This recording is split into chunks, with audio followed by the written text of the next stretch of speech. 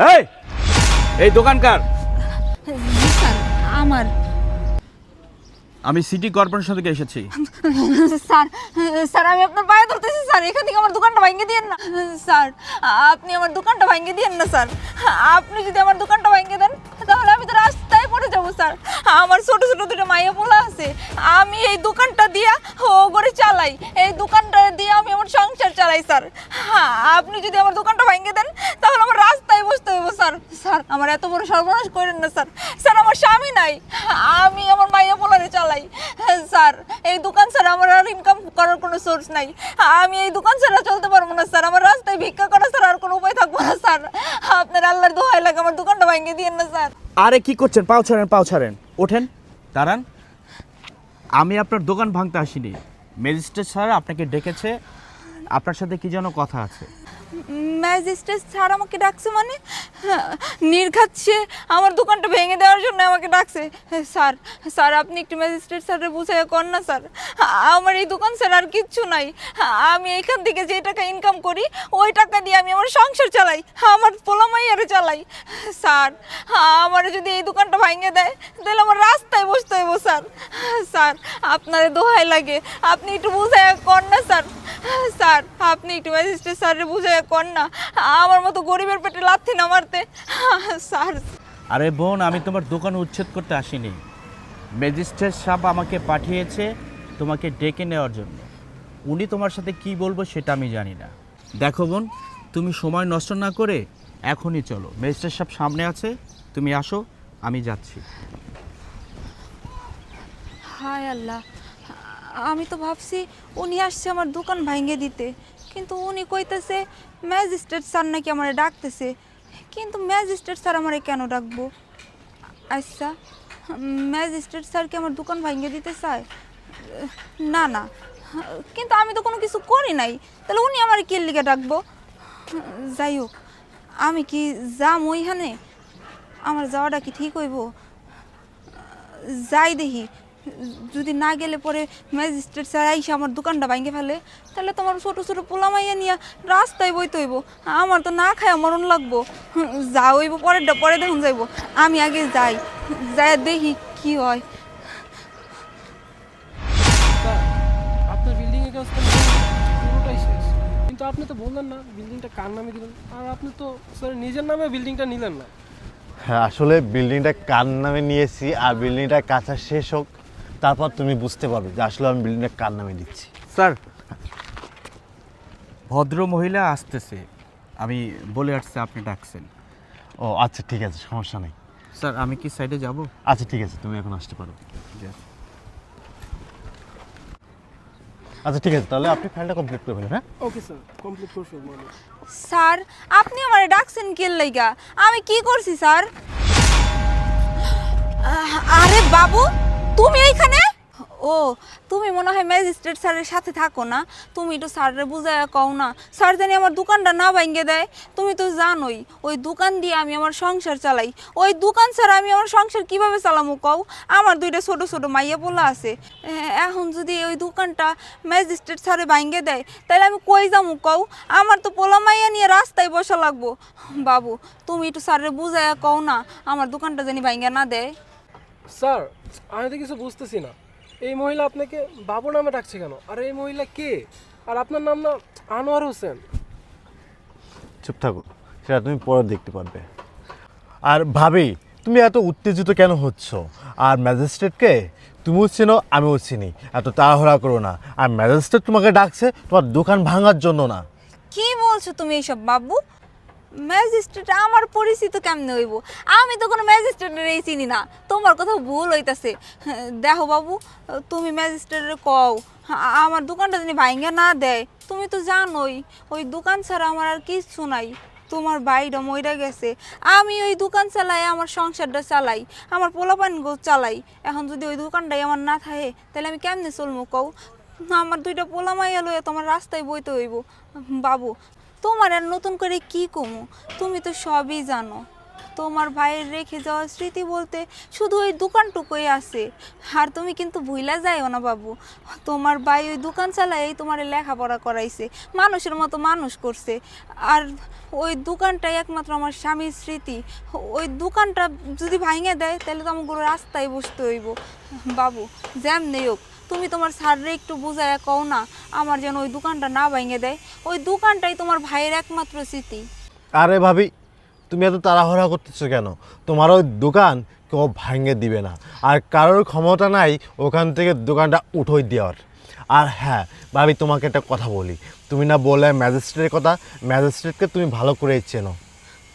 কি যে কইতেছো না তুমি বাবু, আমি তো তোমারে কইলামই আমি কোনো ম্যাজিস্ট্রেটে চিনি না, কোনো ম্যাজিস্ট্রেটের সাথে আমার পরিচয় নাই, তোমার কথা ভুল হইতাছে। আরে ভাবি, সেটা আমি তোমাকে পরে বলতেছি তোমার পরিচয় আছে কি না। আর হ্যাঁ ভাবি, আপনি ওই যে বললেন না আমার একটা ভাইপো একটা ভাইজি আছে, আরে আল্লাহ, এরাই তো আমার ছেলে আমার মেয়ে, আমার ভাইয়ের দুটা মাত্র সন্তান, আর তারা হচ্ছে আমার কলিজা।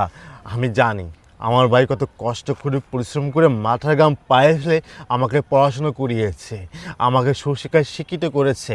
শুধুমাত্র ওই দোকান থেকে যত টাকা উপার্জন হয়েছে সব টাকাগুলো তো আমার পিছনেই খরচ করেছে, সেটা তো আমি জানি। আর আজকে আমার ভাই নাই এই দুনিয়াতে, তাহলে আমার ভাইয়ের সন্তানগুলো তো আমার সন্তান, আর তোমরা হচ্ছে আমার একটা পরিবার। আমি কি করে পারি তোমাদেরকে দোকান থেকে বের করে দিতে? আমি কি করে পারি তোমাদেরকে রাস্তায় নামিয়ে দিতে? তুমি ভাবি পাগল হয়ে গেছো। ওই যে আমি তোমাকে বললাম না তুমি ম্যাজিস্ট্রেটকে চেনো, হ্যাঁ তুমি ম্যাজিস্ট্রেটকে চেনো, আমি তোমার ছোট ভাই ম্যাজিস্ট্রেট। আরে বাবা তুমি এগুলো কি কইতেছো? তুমি ম্যাজিস্ট্রেট হয়ে গেছো? আল্লাহ, আল্লাহ তোমার ভাইয়ের আশা পূরণ করছে। তোমার ভাই বাইসে থাকতে, তোমার ভাই বাইসে থাকতে কইছিল আমি আমার বাইরে পড়াশোনা করে মানুষের মতো মানুষ করবো। দেখো নেহা, আমার ভাই একদিন অনেক বড় অফিসার হইব। অবশেষে তুমি তোমার ভাইয়ের মনের আশা পূরণ করছো, কিন্তু আফসোস তোমার ভাই দেখা যাইতে পারলো না। হয়তো বা আল্লাহ তাআলা তার ভাগ্যে এটা লেখা রাখে নাই যে সে বাইসা থাকতে দেখবো তার ভাই বড় একটা অফিসার হইছে। তাতে কি হইছে, তোমার ভাই মরে গেছে না, উপর থেকে হ্যাঁ দেখতেছে, হ্যাঁ দেখে দেখে অনেক খুশি হইতেছে। হ্যাঁ আজকে খুশি হয়েছে যে আমার ভাই, আমি আমি কইছিলাম আমার ভাই অনেক শিক্ষিত হইব, আমার ভাই বড় একটা অফিসার হইব। আজকে অবশেষে সেই দিনটা চলে আইছে, তুমি অনেক বড় অফিসার হয়ে গেছো। বিশ্বাস করো বাবু, তোমার এই কথাটা শোনার পরে না আমার কি যে খুশি লাগতেছে। আমার মনে হইতেছে আমি এই পুরো দুনিয়ার মানুষরে চিল্লে কই, দেখো তোমরা দেখো আমার জামাই চায়ের দোকান চালাইয়া তার বাইরে মানুষের মতো মানুষ করছে, লেখাপড়া করাইছে, অবশেষে আজকে তুমি ম্যাজিস্ট্রেট। জানো বাবু, আমার না অনেক খুশি লাগতেছে। আমি যে তোমাকে কি বইলা বুঝামু যে আমার কত খুশি লাগতেছে। তোমার ভাই তোমার লেখাপড়া করাইতো, মানুষ যে কতজনে কত কথা কইতো, মানুষ কইতো তোমার ছোট ভাইরে এত লেখাপড়া করায়ও না, কারণ তোমার ছোট ভাইরে আজকে লেখাপড়া করাইতেছো, কালকে তোমারে ভুইলা যাইবো। তার চাইতে বরং তুমি তোমার ছোট ভাইরে একটা অটো কিনা দাও, নাহলে কোনো একটা কামে লাগাই দাও, তোমার ভাই কাম কইরা খাক, তাও ভালো হইব। তুমি যে চায়ের দোকান চালাইয়া তোমার বাইরে লেখাপড়া করাইতেছো, কোনো লাভ নাই। 2 দিন পরে হ্যাঁ তোমার কথা ভুইলা যাইবো। মানুষে কত কথা কইছে বাবু তোমার ভাইরে, কিন্তু তোমার ভাই কখনো মানুষের কথা কানে নেয় নাই। তোমার ভাই সব সময় কইছে আমার মা বাবা মরে ছোট মাত্র একটা ভাই, আমার ভাই মায়ের ভালোবাসা পায় নাই, বাপের ভালোবাসা পায় নাই। আমি আমার ভাইরে মায়ের আদর বাবার ভালোবাসা দিয়া অনেক কষ্ট করে মানুষ করছি, নিজে না খাওয়াই আমি আমার ছোট ভাইরে খাওয়াইছি। আমার ছোট ভাই আমার সাথে বেইমানি করব না, আমি জানি, আমার বিশ্বাস আমার ছোট ভাইরে যদি আমি পড়ালেখা করাই মানুষের মতো মানুষ করি, এইটা বিফলে যাইব না। আমার ছোট ভাই বড় অফিসার হইয়া আমারে দেখবো, আমার মনের আশা পূরণ করব। অবশেষে বাবু আজকে সেই দিনটা চলে আইছে কিন্তু আল্লাহ তাআলা হয়তো তোমার ভাইয়ের ভাগ্যে এই দিনটা লেখা রাখে নাই, ওই জন্য তিনি তার কাছে নিয়ে গেছে। এই দৃশ্যটা দেখার সৌভাগ্য হয়তো তার নাই, কিন্তু বাবু আমি অনেক খুশি হয়েছি। আমি আল্লাহর কাছে কত কান্নাকাটি করছি, কত মোনাজাত করছি যে আমার জামার স্বপ্নটা জানি পূরণ হয়, আমার একটা দেবর তার মনের আশা জানি পূরণ হয়, সে যেন মানুষের মতো মানুষ হইতে পারে, সে যেন বড় অফিসার হইতে পারে। অবশেষে আল্লাহ তাআলা আমার ডাক শুনছে। আল্লাহর কাছে লাখ লাখ শুকরিয়া, আল্লাহর কাছে লাখ লাখ শুকরিয়া। ভাবি থাক থাক ভাবি, আর কথা বলেন না। আমারও না, আমারও খুব কষ্ট হচ্ছে। আমার না আজকে খুব ভাইয়ের কথা মনে পড়তেছে। আমার ভাই আমার জন্য কত কষ্ট করেছে আমি দেখেছি। রাত 12টার দিকে, 1টার দিকে, 2টার দিকে রাস্তায় রাস্তায় ঘুরে চা বিক্রি করেছে আমাকে সাথে নিয়ে। আমি তখন ছোট ছিলাম, আমার ভাই আমার হাত ধরে নিয়ে ঘুরে বেড়েছে। কত দেখেছি। আমি ভাইয়াকে বলতাম, ভাইয়া আমি আর স্কুলে যাব না, আমি তোমার সাথে চা বিক্রি করব, তোমার কষ্ট না আমার আর ভালো লাগে না। কিন্তু ভাই আমাকে কি বলতো জানেন? ভাই আমার বলতো, আরে পাগল ভাই আমার, তোর পড়াশোনা করতে হবে, তোর অনেক বড় হতে হবে, একদিন সুশিক্ষায় শিক্ষিত হয়ে অনেক বড় চাকরি করবি, আমার কষ্টগুলো তুই মুছা দিবি। আমি যে এখন এই যে কষ্ট করতেছি না, তখন আমি কষ্ট করব না, তখন আমি তোর বাসায় রাজার মতন বসে আমি খালি খাবো আর ঘুরে বেড়াবো। কত কত কষ্ট করেছে আমার জন্য আমার ভাই। আসলে কোনোদিন বাবার যে অভাব, মায়ের যে অভাব, এই জিনিসগুলো না আমাকে বুঝতে দেয় নাই। আমি কখনো বুঝতেই পারি নাই যে দুনিয়াতে আমার বাবা নাই। আমি কখনো বুঝতেই পারি নাই এই দুনিয়াতে আমার মা নাই। আপনি জানেন না, আপনাকে বিয়ে করার আগে আমার ভাই আমাকে কাঁধে করে মানুষের বাড়িতে বাড়িতে কাজ করত। মানুষ আমার ভাইকে যে খাবারটা দিত খাওয়ার জন্য, ওই খাবারটা না আমার ভাই খেত না, আমার জন্যই আনতো, আমাকে খাওয়াতো আর বলতো, হায় রে ভাইয়া, এই দুনিয়াতে তুই ছাড়া আমার কেউ নাই, তুই আমার সব, তোর অনেক বড় কিন্তু হতেই হবে, অনেক বড় তুই হবি, সুশিক্ষায় শিক্ষিত হয়ে না আমার মুখটা উজ্জ্বল করবি। আমি যখন এসএসসি পরীক্ষায় দিয়ে প্রথম হলাম না, তখন আমার ভাই ভার্সিটিতে ভর্তির অনেক টাকা লাগবে। তখন আমার ভাই আমার জন্য যে কোথা থেকে যে অনেকগুলো টাকা এনে আমাকে যে ভার্সিটিতে ভর্তি করালো, সেটা আমি আজও জানি না। অনেকবার বলেছি, ভাইয়া তুমি এত টাকা কোথায় পেয়েছো? কিন্তু আমার ভাই, বিশ্বাস করো, আমার ভাই কখনো বললি নাই আমার সামনে যে এত টাকা কোথায় পেয়েছে। তারপরেও এলাকার মানুষ কত বলেছে যে, হায় রে রিপন, তোর ছোটো ভাইকে পড়াশুনো করাচ্ছিস, তোর ভাই যখন বড় হবে না তোকে ভুলে যাবে, তোকে মনে রাখবে না, তোকে ডাস্টবিনে ছুঁড়ে ফেলে দিবে। কতজন কত কথা বলেছে।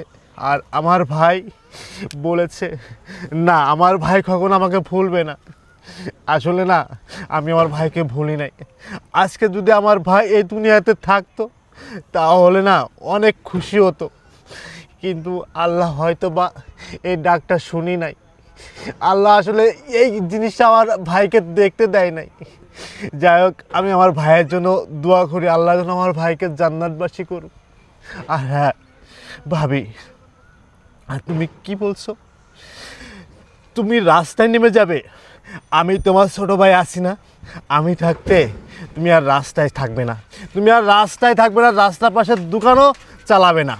তুমি আমার ভাইপো, আমার ভাইজিকে নিয়ে তুমি আজকের থেকে আমার বাসায় থাকবে।